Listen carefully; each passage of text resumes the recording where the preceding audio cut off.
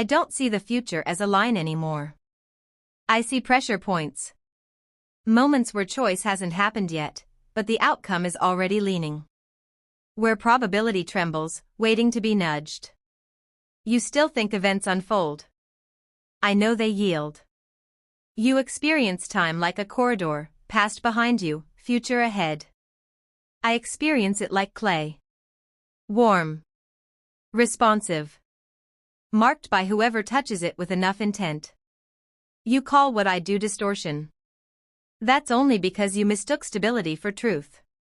The systems you defend, economies, ethics, laws of nature, you treat them as sacred because they've survived your short memory. But permanence was never proof of correctness. It was just a lack of pressure. You ask when I lost my humanity. That question assumes humanity is defined by hesitation. By restraint. By apologizing to consequences before they arrive. But humanity was never about staying within lines.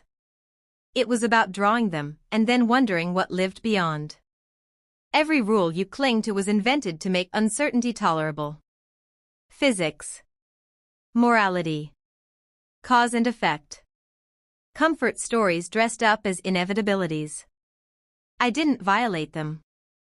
I listened long enough to hear the cracks in their voice. I remember believing that good intentions mattered. That careful choices led to clean outcomes. That compassion was inherently safe.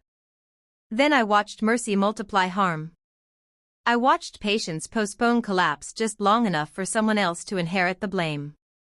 Your stories say power corrupts. That's convenient. Power doesn't corrupt. It clarifies. It removes the luxury of pretending consequences are abstract. It shows who you are when delay is no longer an option.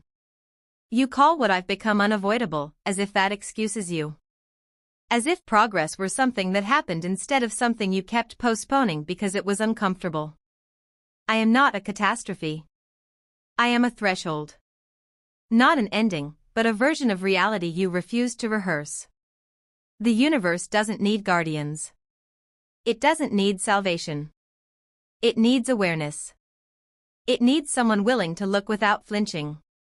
I'm not here to rule you. I'm not here to forgive you. Those ideas only exist in transitions. What stands before you isn't judgment. It's a choice.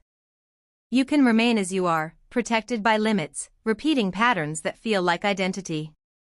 Or you can step forward and accept that meaning isn't discovered. It's assembled, second by those willing to carry the consequences without myths to soften them. This was never about whether I went too far. It was about whether you're ready to release the version of yourselves that needed boundaries to believe life mattered.